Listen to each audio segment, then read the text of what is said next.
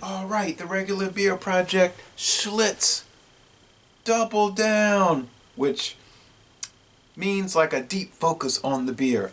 You might say, you mean another excuse to make a video. Okay. You got me there. Poured it out of this can, 16-ounce can. Mathern's for the last about 3 years has been selling these for $4.99. 2011 they made a big promotion of it. They were selling them for $2.99, but that didn't really help. It didn't sell that well. I couldn't understand. I went and bought like 2 cases, but most people I know under age 40 have never heard of Schlitz. I talked to some of the younger people I know around here that are at beer drinking age, and they'll ask me, what is a good beer drink? And I say, what about this one, Schlitz? I never heard of that. I have a cousin who was born in 1977, so he's 39 years old. Never heard of Schlitz, didn't know what it was.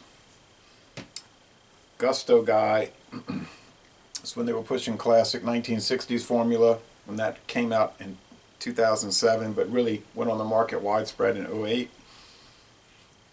Kind of a supposed possible maybe attempt to recreate the 1960s Schlitz.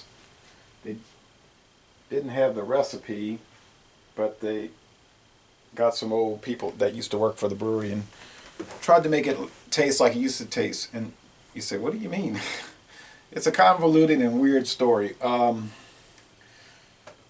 Schlitz has never been out of production except for Prohibition, when all of the beers were out of production in America. Now, it might have been produced in other countries, like many of the beers, under license. And in fact, from what I understand, Schlitz has been produced in Canada for many years under the Sleeman Brewing Company under license, and they sell Schlitz extra strong beer there. In America, Schlitz malt liquor. There was a Schlitz, something like Golden Draft or Schlitz Genuine Gold, I think it was called, Schlitz Genuine Gold, sold up there. That's no longer made. There was a Schlitz Genuine Draft here in America. That didn't last. So that's an old brand for Canada. And it is well known around the world. I know in China it seems to sell pretty well, but it's the oddest thing. I'm 47 years old, and when I was a kid 40 years ago, as a 7-year-old, let's say, this was a major beer. You basically had Budweiser, your number one beer, which passed up Schlitz in about 1957. Pabst used to be big, and then I think they went to third rank, and then it was Budweiser number one and Schlitz right behind. Schlitz was the second biggest selling beer in America until 1976, 40 years ago. Now it barely makes a dent. It kept falling and falling. But we get these tall can, pint cans for $4.99 at Mathern's. Don't believe there's any other stores in this town that sells the beer. A few stores, maybe 2, sell the Schlitz malt liquor, the extra strong version that was introduced in 1965 nationally. It was tested and started in '63, but '65 it came out, which probably sells better than Schlitz has sold better for the last 30 years. And if a younger person, like say a young adult under age 40, has heard of Schlitz, they are probably thinking of the malt liquor, the Blue Bull. Okay, so they might say, yeah, I know Schlitz. This is an older label, which tastes a lot different than what I'm drinking. Okay, so the company was started in the Schlitz family, of course. German immigrants, same old story with American beers. 1849. The oldest beer brand is Schaefer, 1842. Yuengling's the oldest brewing company, but the oldest brand, oldest lager beer brand is Schaefer, which is another one you can barely find. Pabst in 1844, and the Schlitz in 1849. Okay, made Milwaukee famous because when they had the Great Chicago Fire in 1871, the Schlitz company sent hundreds and hundreds of barrels of beer to Chicago for free to relieve the suffering and to, of course, promote the product. It was a big time beer in World War II, Vietnam. Here's a 50th anniversary Schlitz can. 50th anniversary of the end of World War II, I mean to say. Bought this in a store on US Highway 51 in Hammond, Louisiana. A replica of the 1945 Schlitz can. I saw that. I said, oh yeah, I'm getting this. So it's pretty cool. They've always had this common design, the script, cursive Schlitz, the globe with a big beer belt, with a big belt around it. The globe with a belt, I guess because you're drinking beer, you're a burly guy, you can barely get the belt tightened. It says trademark pure, it always says that. They were the first company to introduce brown bottles in 1911 or 12. And a lot of people followed suit. They found out that the brown bottles, here's a beautiful 1990, I believe we got this in 99 in Houston, Texas. Beautiful 12-ounce short neck bottle with the classic design, the beer that made Milwaukee famous. Another tagline was just a kiss of the hops. So it really was a beer around the world. It's still around the world in some places, but 40 years ago it was around the world like a major deal. And it's hard to conceive of that if you're younger, because you just didn't know. And there's no knock against younger people. You don't know, you don't know. They did introduce Schlitz Light in 1975. Miller took off with Miller Lite and caught all the other companies off guard. This is one of the things that brought Schlitz down. They were caught off guard. They introduced Schlitz Light. Don't believe it was too popular. Special lager. Oh, I guess it did all right. Schlitz Light beer is less filling and has 1/3 fewer calories than our other fine quality beer. Sounds a lot like Miller Lite. Here's an old plastic insulated. They used to have these in the 70s. These like tankards, plastic insulated with styrofoam. Pour the beer in, it stays cold. Used to have a regular Schlitz one, but it got light. It got faded, and didn't realize light was hitting it. This is the classic Schlitz can that they had until 2011. Similar to that beautiful bottle. This bottle was also available, but this bottle went out in 01. They still continued the 40-ounce bottles like this until at least 2011. Possibly later, but probably not, because the old formula, well, we'll get to that in a minute. There was a Schlitz Ice. I bought this in Mobile, Alabama. Ice brewed premium beer around 1997. Doesn't give the ABV. Joseph Schlitz Brewing Company, Detroit, Michigan. Really, that was Stroh Brewing Company. Here was the thing they came out with a few years ago, Tall Boy. Because they came out with these pint cans in the 50s. And they called them Tall Boys. Then they had some smaller bottles, 7-ounce bottles, and called them Little Joes, after Joseph Schlitz Brewing Company. Okay. Okay, if you ever get a chance to buy this beer, do it. I would recommend it. It's a little hop. The way they made the formula now, it's a little bit hoppier, a little more hop bite, a little more bitterness, little like pine and floral, and hops have those characteristics, pininess and floral. It's probably slightly elevated IBU, International Bitterness Units. And it's biscuity and crisp and enjoyable and wonderful. So people ask me, what's your favorite lager beer? Blah, blah. I don't really have a favorite, but this is one of them. This is one you got to try. They did a great job with the revamping of it in 2007. So they started to slip. They got nervous and decided, oh, we can cut corners. And some guy comes in there and says, if you look at the old commercials on YouTube, you might see some. they were saying, our beer is so carefully made. And they had breweries all over the country, Tampa, Florida, Memphis, Tennessee, Milwaukee, of course, their main brewery. All around, and many of them have been bought up by, owned by Miller now. We use over 1,100 steps to brew 1 can of Schlitz beer. Around 1969, 70, 71, some guy comes in and says, I got a way to save you money. And they probably were looking for that. He had this special compound you add to the beer.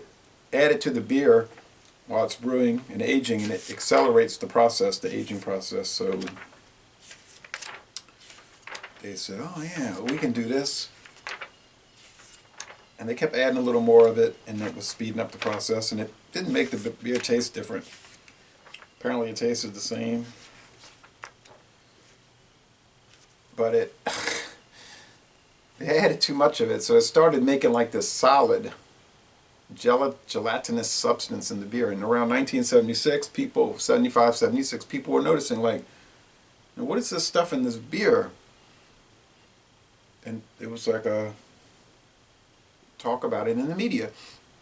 And it got exposed, and they realized, well, they admitted they had been adding this stuff. And then the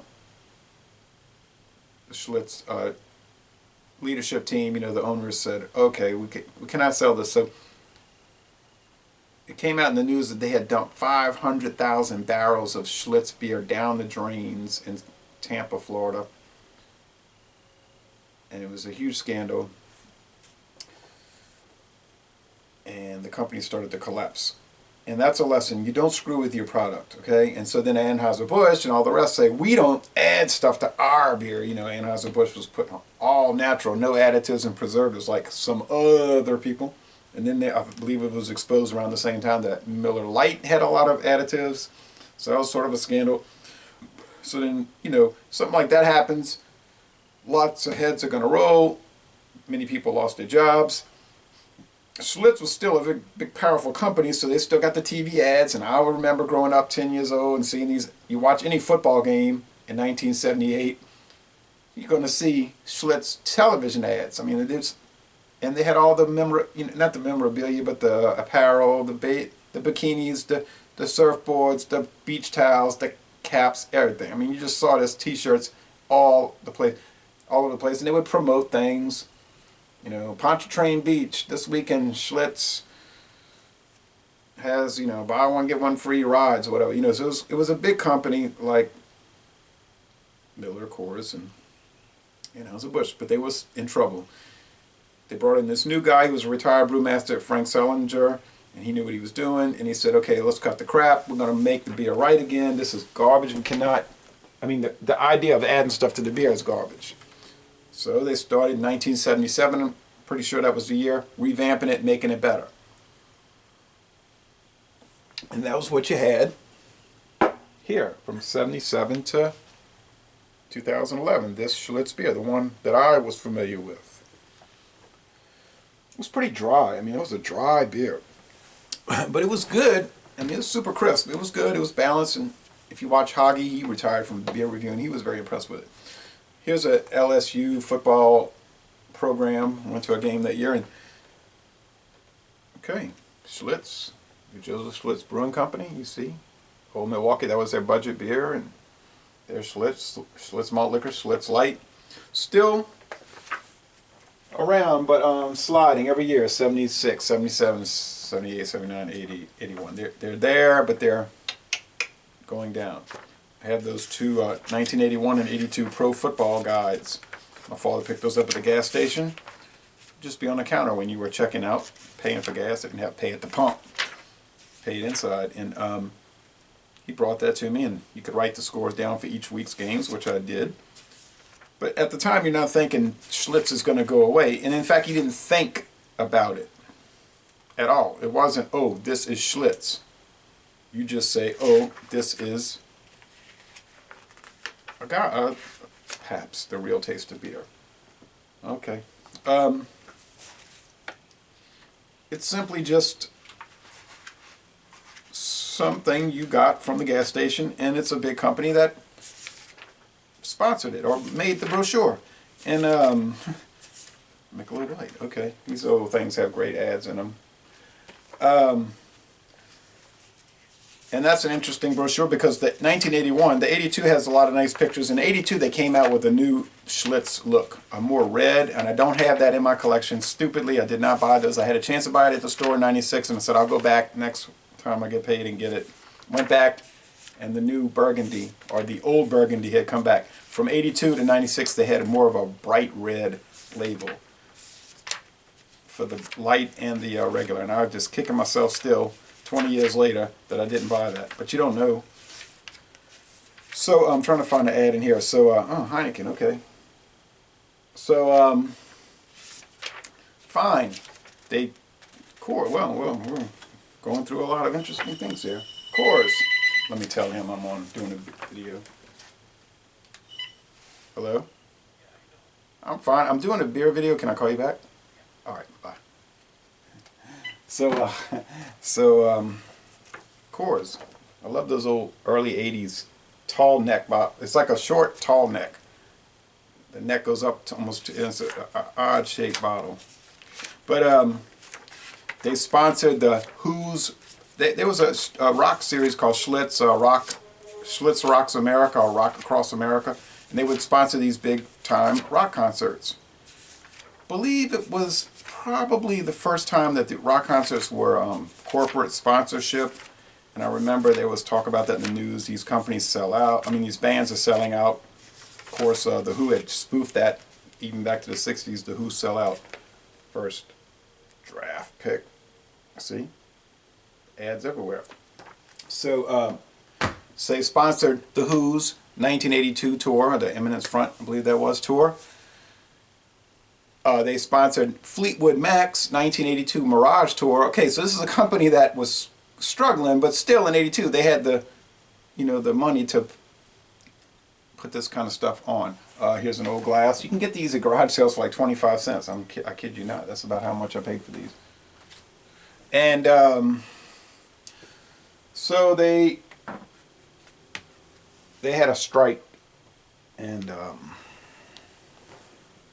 they said, this is it. We're selling. Their owner literally died of leukemia right around the same time, 1981.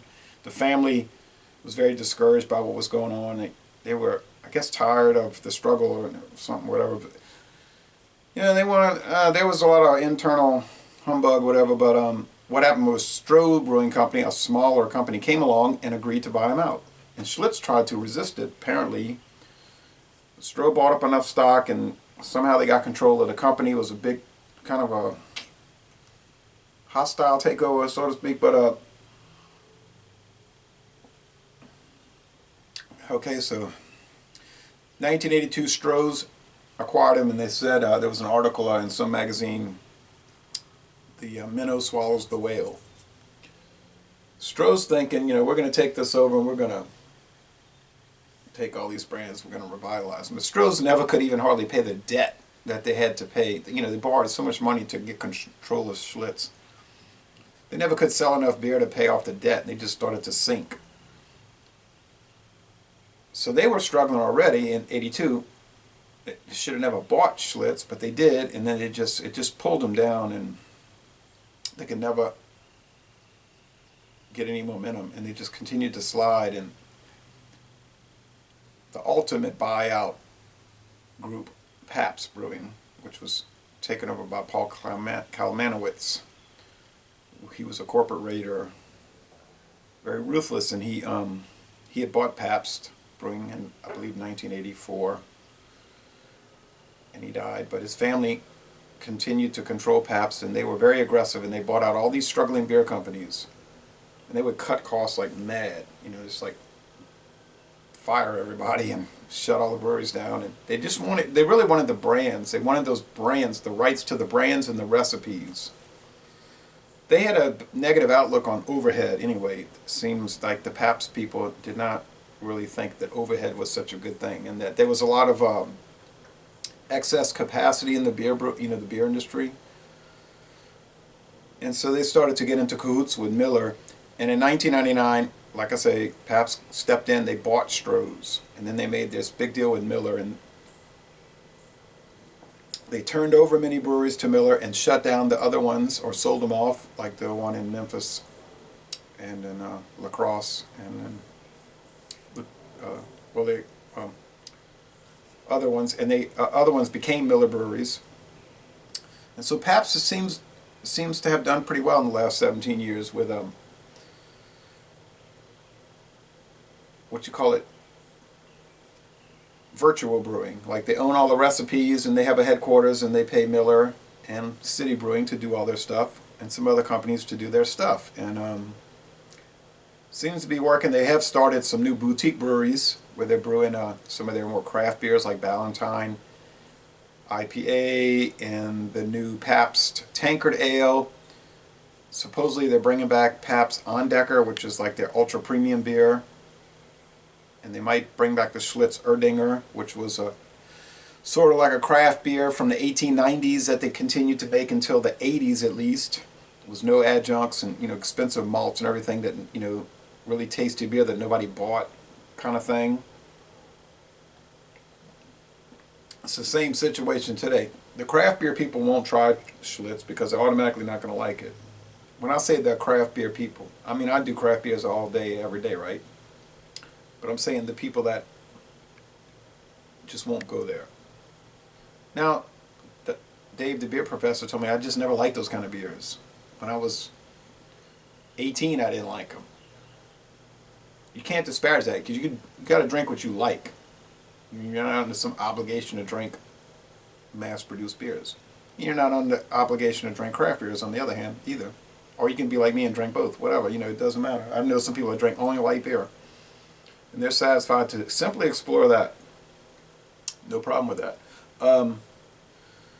But beers like Pabst Tankard Ale, a lot of people are going to say, Pabst, and they won't try it. And I thought it was fabulous, So it's a struggle with a company like Pabst. Not my problem. I don't own Pabst. It's no issue for me. I just drink the stuff. So, but anyway, it's an interesting hobby to look at it, especially when you're not part of it and you don't have any investment in it. Okay, so anyway,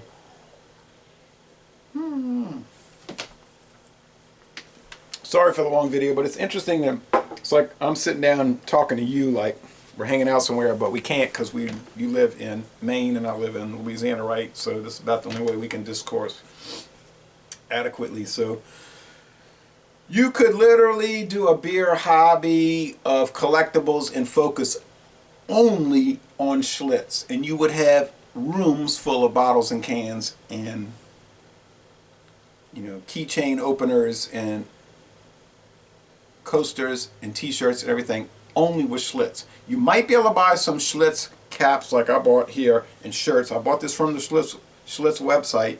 Don't think they're selling it through there anymore, but maybe through the Pabst Brewing Company website. But I did buy these from Schlitz actually. So thank you for watching this long, but to me interesting, because I like to think and talk about all this. You might say, this is insane, I'm not watching these long videos anymore, but to me it's interesting. Anyway, thank you. When you're out of Schlitz, you're out of beer.